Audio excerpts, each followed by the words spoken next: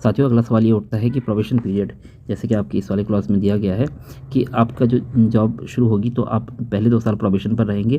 Probation के दौरान आपकी जो नौकरी है वो कच्ची होती है, एक तरीके से आप टेम्पररी होते हैं। उस दौरान आपको नोटिस देकर कहीं भी निकाला जा सकता है और 2 साल के बाद आपकी नौकरी जो है परमानेंट हो जाती है, आप स्थायी हो जाते हैं और उसके बाद आपको ऐसे मतलब नोटिस देकर नहीं निकाला जा सकता है।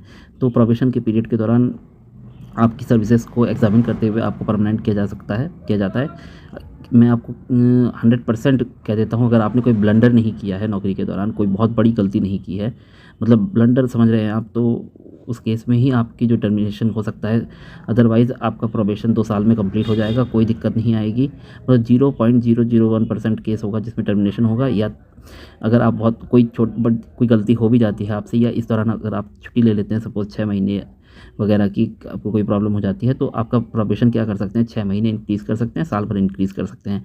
इससे ज़्यादा कुछ नहीं होता है। टर्मिनेशन कभी नहीं करते, लिखा होता है, आप ब्लंडर करेंगे तो कर भी सकते हैं टर्मिनेट, अदरवाइज़ टर्मिनेट नहीं करते हैं। आपका जो प्रोबेशन है वो मतलब एक्सटेंड किया जा सकता है, वो भी 0.1 केसेस में ही होगा। बाकी 99.99% केसेस में आपके 2 साल में प्रोबेशन कंप्लीट हो जाएगा।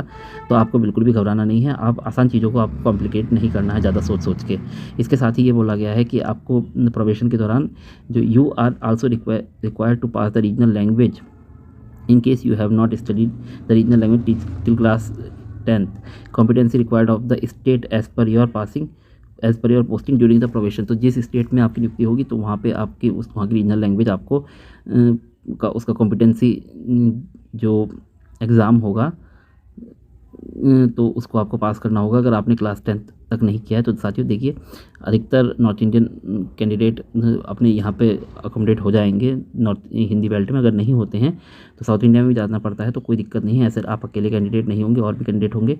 तो नवोदय वगैरह में इसको मतलब प्रैक्टिस नहीं किया जाता है, तो हो सकता है इस चीज़ को आप लोग ग्रीवेंस को आगे बढ़ाएंगे तो इसको एड्रेस किया जाएगा, और हो सकता है क्लॉज हट भी जाए। तो ज़्यादा परेशान होने वाली ज़रूरत नहीं, क्योंकि आप इसमें कुछ खुद तो कुछ नहीं कर सकते हैं। Thank you.